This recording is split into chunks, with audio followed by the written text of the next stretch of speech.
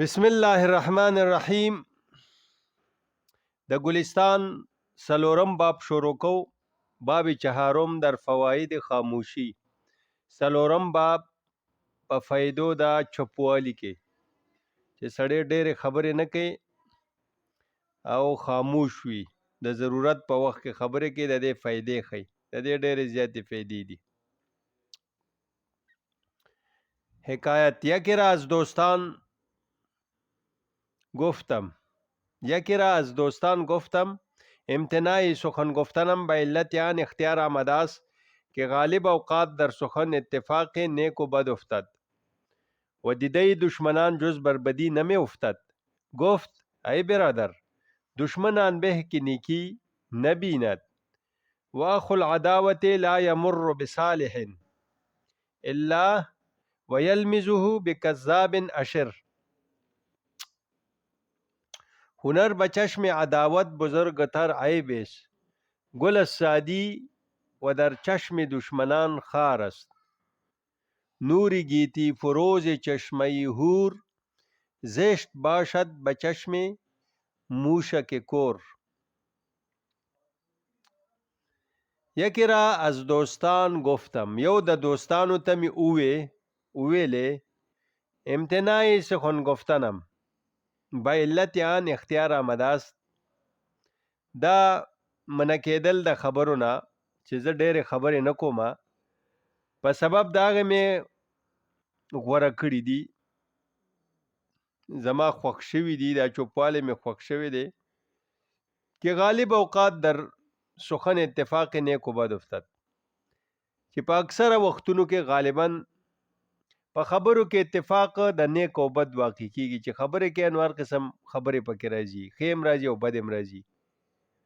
و دیده دشمنان جز بر بدی نه مې افتد، او د دشمنانو سترګې او نظر بغیر د بدۍ نه په بل ځای نه پرېوځي. هغوی به ستا هغه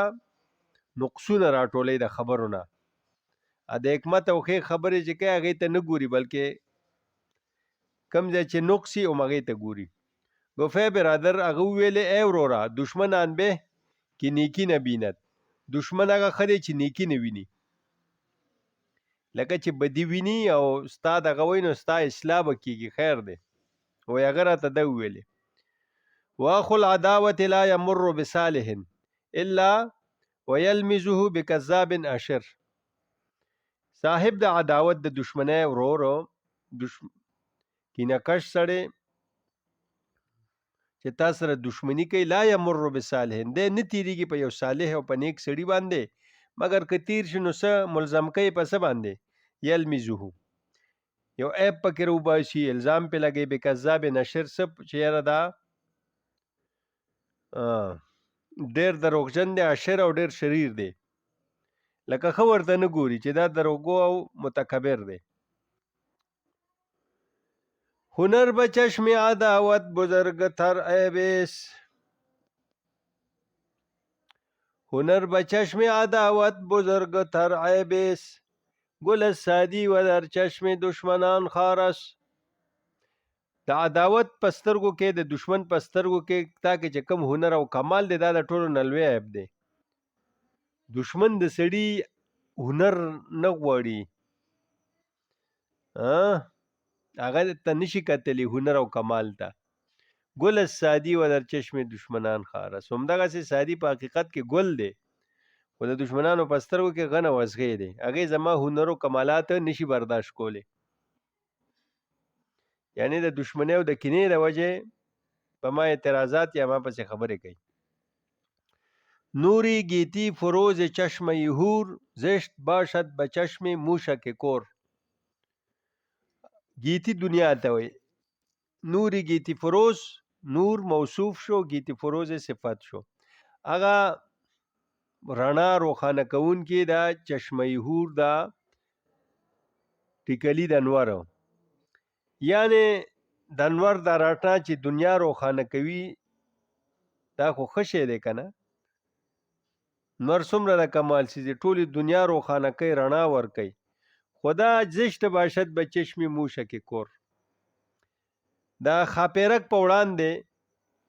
دا ناکار او بد ښکاري، ښاپیرک یې نه خوښوي چونکې د هغه نظر کار نه کوي. موشک کور موش مګې ته وایي. موشک کور موشک اسم تصغیر شو، یعنی دا ړون منګکوري. نو اصل کې خاپیرک ته خو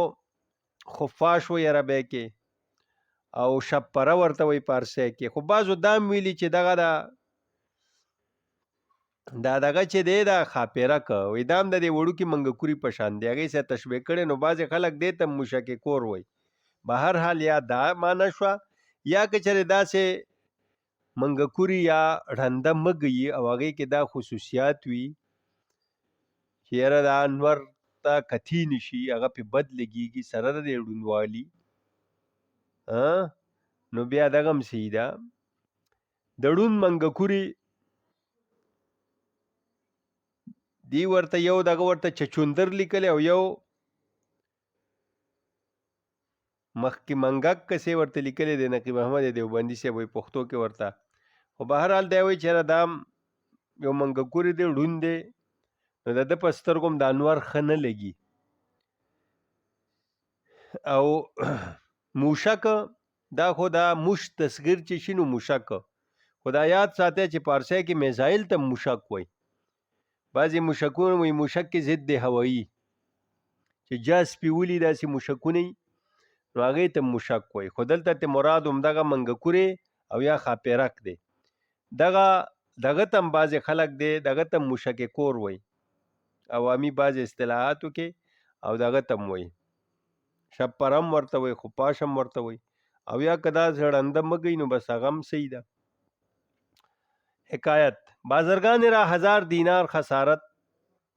افتاد. یو سوداګر لره 1000 روپۍ تاوان واقع شو،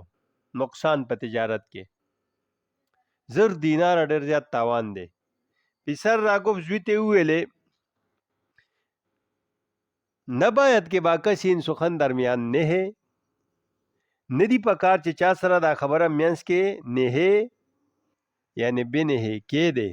چا ته دا راز مه وایه، دا ګپ مه لګوه چا سره. گفت از زوی ورته وویې د سوداګر زوی ای پدر نگویم، ای پلاره نه بیا وایم، دا د تاوان خبره به چا سره نه کومه.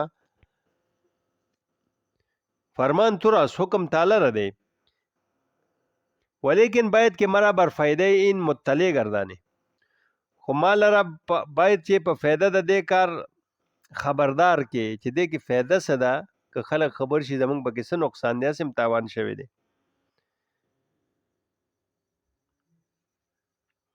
که مصلحت در نهان داشتن چیست، چې مصلحت په پټ ساتلو د دې راز کې څه شی دی.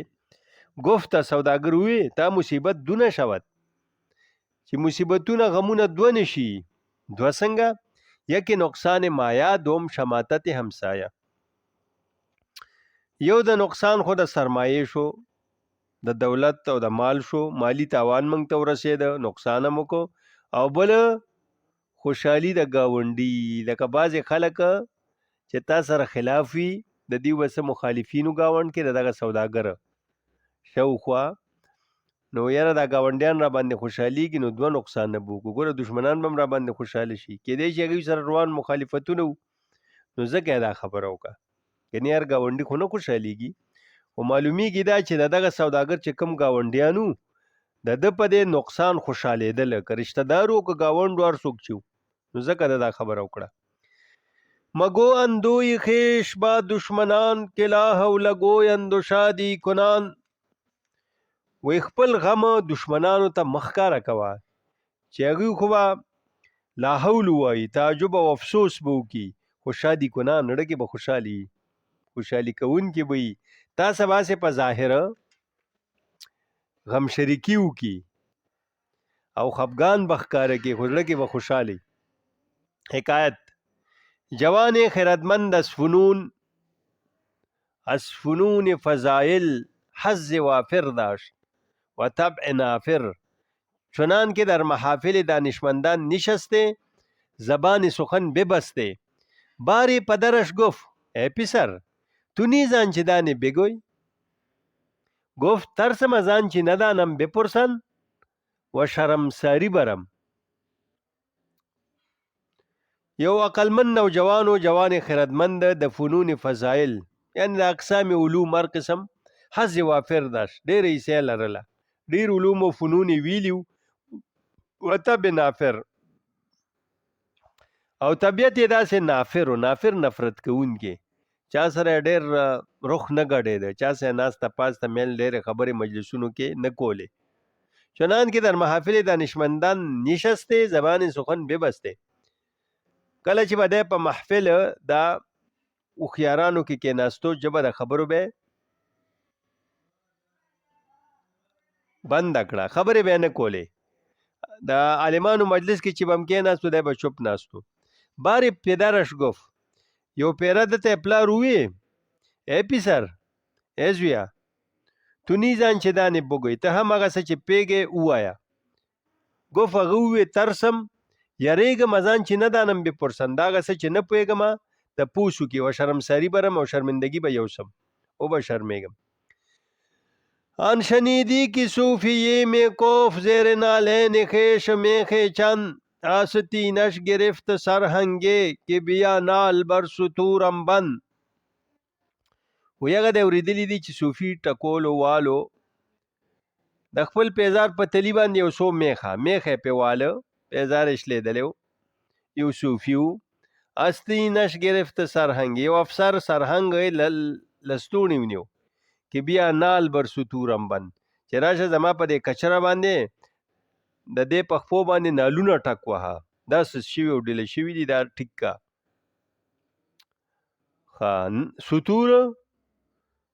سطوره رغه چارپای چې پاګې باندې سورلی کې یا په بار وړي اس کجره پارس باندې اطلاق کیږي خو عام طور سطور کچره ته وي د اس نه لګ وړي او د خر نه غټي په خوا بداوي داسې درګه شان زناور دی د خر او د اس په نه گفتا ندارت کسی با تو کار ولیکن چو گفته دلیلش بیار په داسې حال کې چې نه گفته تا خبره نه ویلې سدي نه ویلې څوک تاسو کار نه لري کله چې دی ویلې یو خبره دی وکړه یو مسله دی بیان کړه نو دلیلش بیار بیا به دلیل راوړي دلیل راوړه مله خلک به درنه دلیل غواړي او چې چوپ ناسه چار سره کار نشته نو دا خاموشه په فوایدو کې لګیا دی حکایت عالم معتبر را مناظره افتاد با یکی از ملاحده لعنهم الله على حده یا لعنت الله و نسخه کې راغلی علی جده و به حجت با او بر نیامد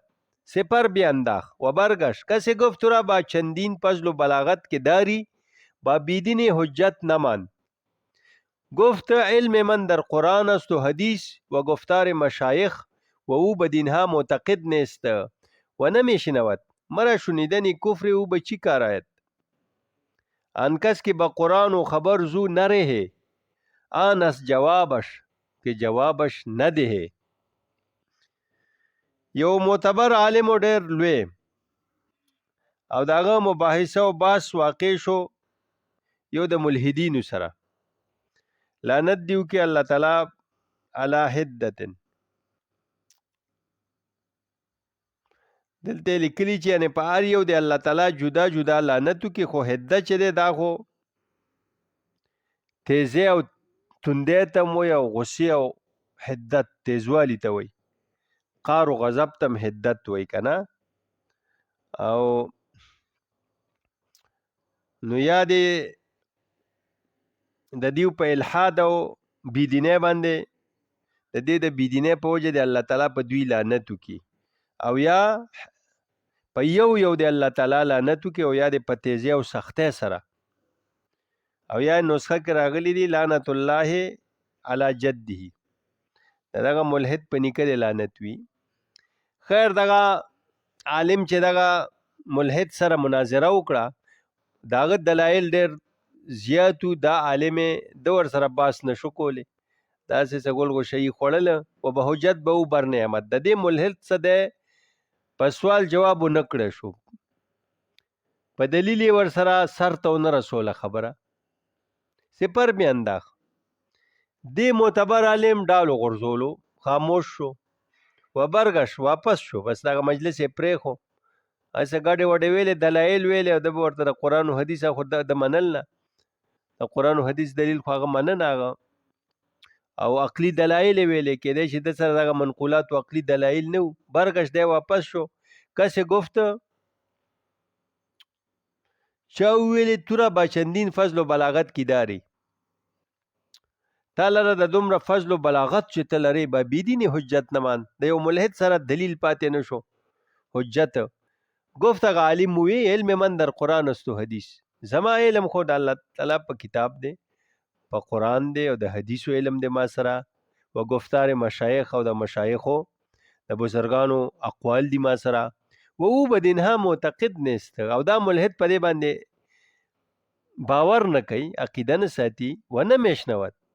و زما خبره نه اوري مرا شنیدن کفر او به چی کار آید مال را اوریدل د کفر د پس کار راځي ان کس کې به قرآن او خبر زو نه رهه هغه کس چې په قرآن او خبر داغه نه خلاص نشي انس جوابش کې جوابش نه ده نو جواب ادا دی چې جواب ورنه کې هغه لرا لکه یو قسم د خاموش پاتې شو گویا کې چې د خپل دلیل دا وې چې کله هغه قرآن او حدیث نه مني گفتار د مشایخ نه مني نو دا خاموشي بهتر ده خو به هر حال کده ور سره داسې عوامو تم غلط فهمي پیدا کیږي په کار ده چې د ور سره په عقلیات او منقولات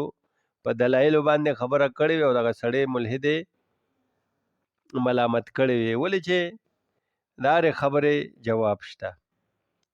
یو ځل یو عالم سره چا باس کولو د الله تعالی متعلق چې په دې کائناتو کې چې سدي د لیدل کیږي یا په لاس لمسیږي په خواص خمسه سره چې سدي کائناتو کې ویني نو نعوذ بالله ک الله تعالی وي نو نه په لاس لمس کیږي نه په سترګو لیدل کیږي او کوم شی چې نه په سترګو لیدل کیږي او نه په لاس لمس کیږي نو هغه نشته نو الله تعالی وي مونږ وینو نه او مطلب په لاس نه محسوسیږي نو هغه ورته ویل دنیا کې ډېر داسې څیزونه دي چې هغه نه لمس کیږي او منې وي ته هوا ویني وای نه دا تا کې چې کوم عقل لیدا لیدي شي نه نو ډېر څیزونه دي چې ته منې به هر حال دا مې دی پوری ویل چې دله پکارو چې په عقلي دلایل ملامت کړي وي یا په منقولاتو په نورو خود سره به دغه علم نو حکایت جالینوس ابله رادید که دست در گریبان دانشمند زده به حرمتی همه کرد و گفت اگر این دانا بوده کاری او با نادان به دینجا نرسیده جالینوس ابله رادید یو جالینوس حکیم دا د قرن دوم میلادی ډیر لوی حکیم او طبیب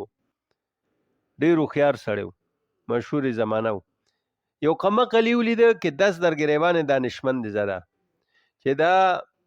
لاسې په گریوان د یو عالم کې اچولیو د خيار عقل عالم سړی گریوان ته لاس اچولیو داغه بیزتی کوله په جګړه ور سره به حرمتی همې کړه او داغه عالم به حرمتی او بیزتی کوله داغه عزتمن سړی گفت جالینوس حکیم وی اگر این دانا بوده کدا عالم خيار وی کاری او بانادان بدینجان نرسیدي د دې به وقوف او قمقل سره کار دیزی ته نوې رسیدلې دې حتی خبر نوې رسول دعا کل را نہ باشد کینو پیکار نہ دانا یہ سے تیزت باس سبک سار اگر نادان با وحشت سخت گوید خردمندش به نرمی دل بجوید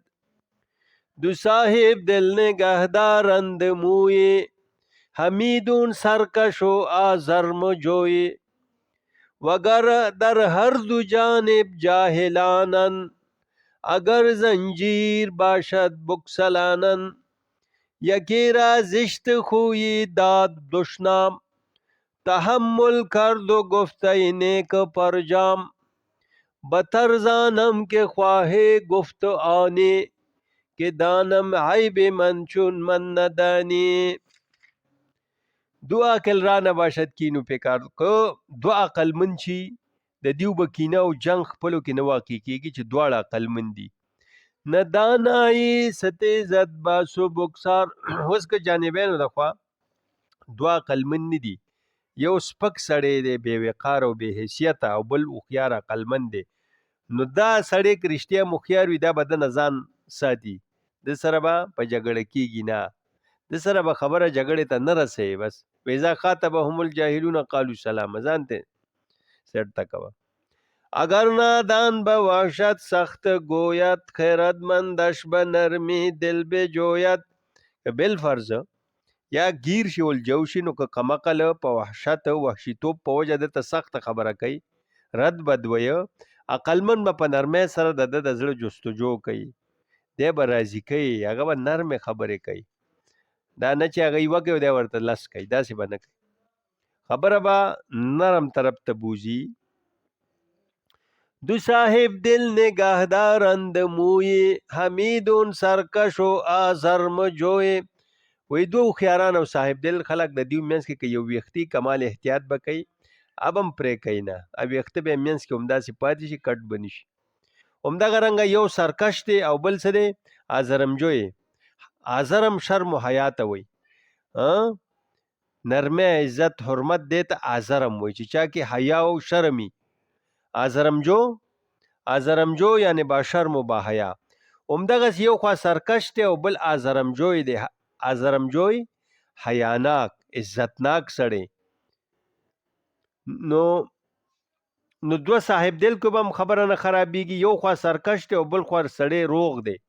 بیا هم دا جنگ به نه کېږي. چې دې سوي د خپل عزت او حیا خیال ساتي، نو دغه سرکش و بیوقوف سره به دی جګړه نه کوي. وگر در هر دو جانب جاهلانن که دواړو طرفو ته کمقلان دي، مدعی و مدعی علیه. اگر زنجیر باشد بکسلانن که زنجیر ویم پرې به کې مینځ کې ابه وشلی را به کوي. که دواړو خوا جاهلان وي په جنگ وي نو دیو خو که مینځ کې زنجیر یا به مشلی. یکی را زیشت خوی داد دشنام، یو کس ته بدخوی سړي کنځل وکړه، دشنام کنځل ته وي. تحمل کرد، هغه ډېر برداشت وکړو، وګف او ویل نیک فرجامه، فرجام عاقبت ته وي، نیک فرجام خاتمه دې په خیر شه. هغه ورته ده وویلې ښه سړي بتر زانم کې خواهې گفت آنې،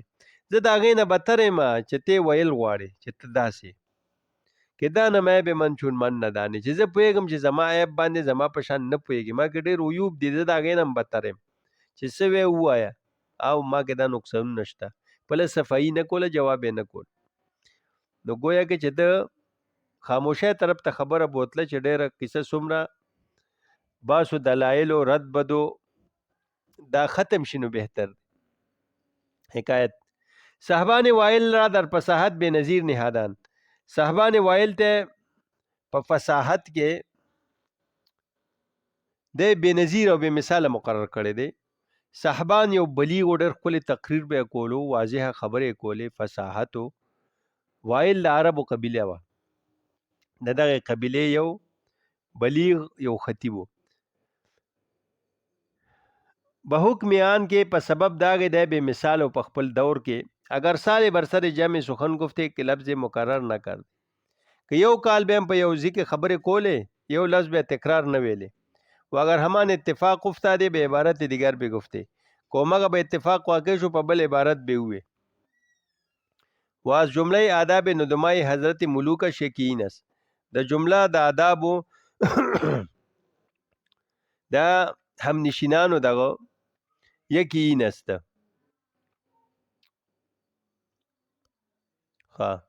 یعنی دا په دربار د شاهانو کې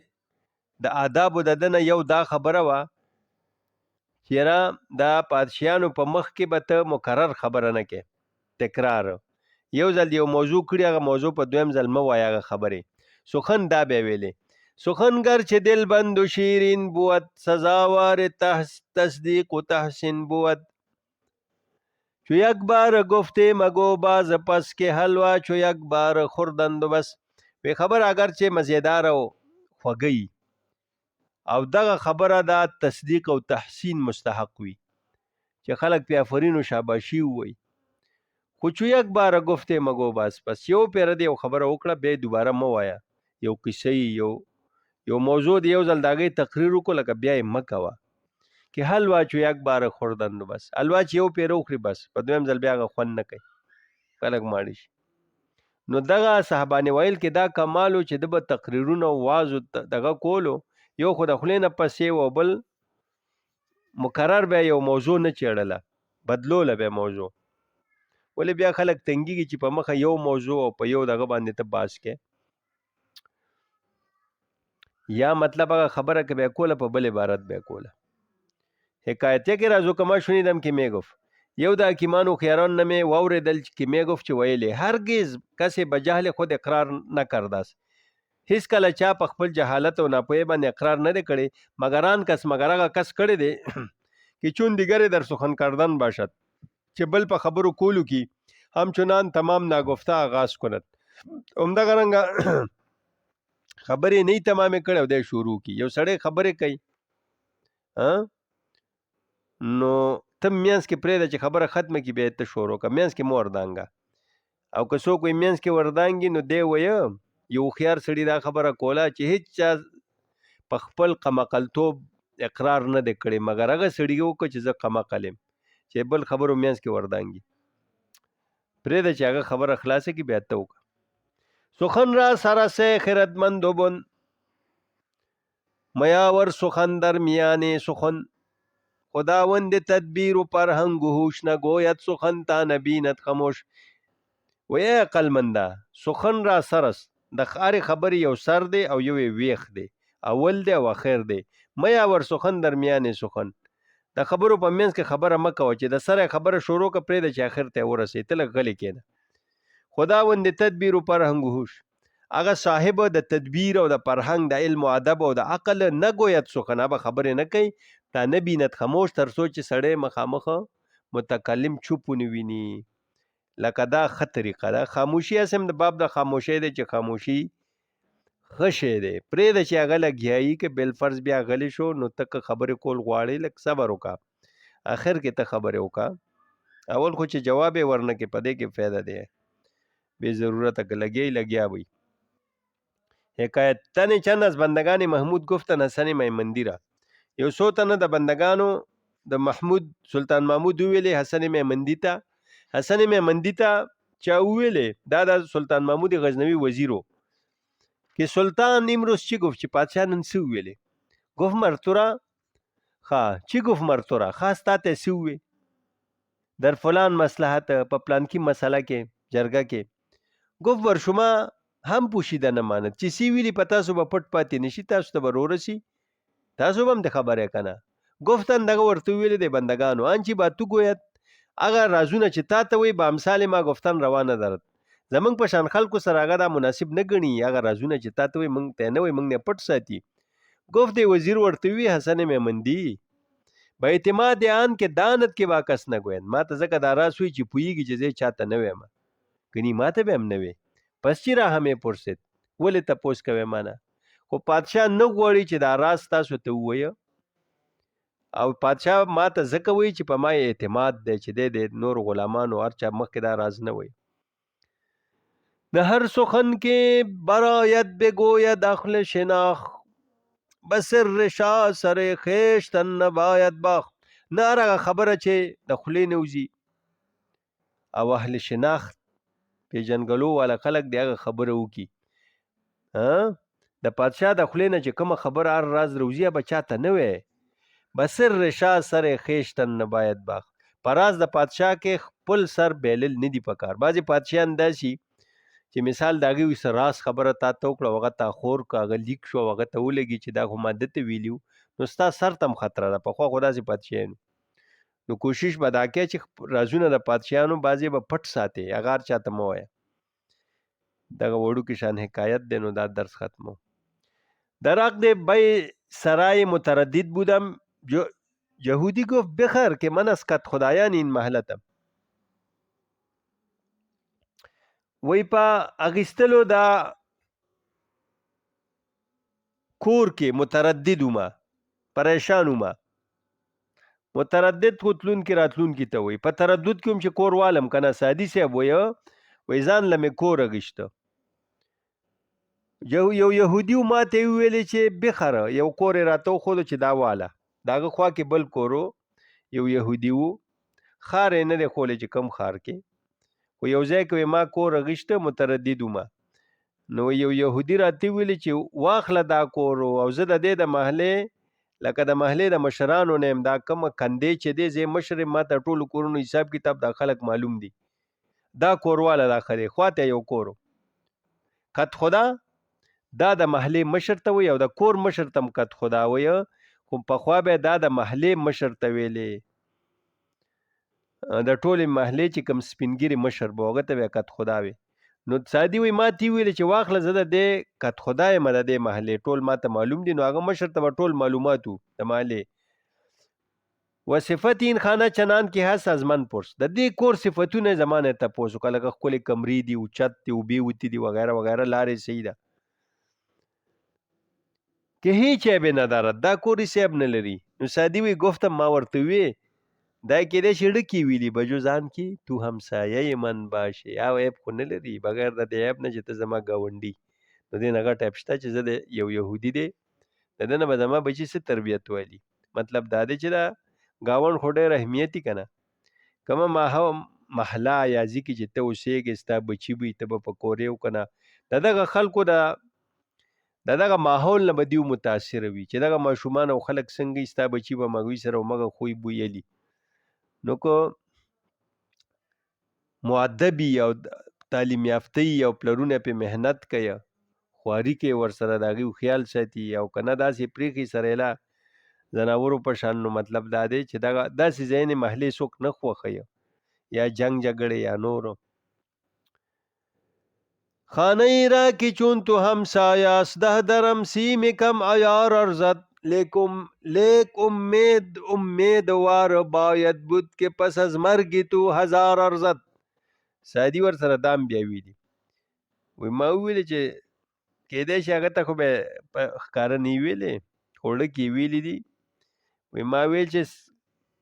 د کم کور چې ستا په شان ګاونډي يهودي ته وای